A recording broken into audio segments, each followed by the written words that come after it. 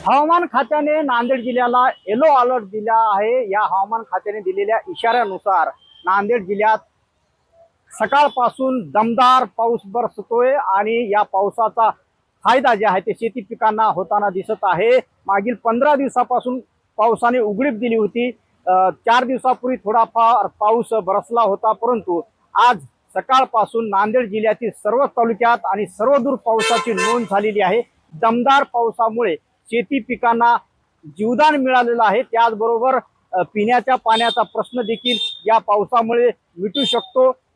जे पाण्याची पातळी आहे जमिनीमधील ते देखील वाढण्यास या पावसामुळे मोठा फायदा होणार आहे। एकंदरीत पाहिलं तर आज आणि पुढचे 2 ते 3 दिवस हवामान खात्याने नांदेड जिल्ह्याला येलो अलर्ट दिलेला आहे आणि त्यानुसार दमदार पाऊस नांदेड जिल्ह्यात बरसतोय आणि या पावसाचा शेती पिकांना मोठ्या प्रमाणात फायदा होताना दिसत आहे। संजय सूर्यवंशी, साम टीव्ही न्यूज, नांदेड।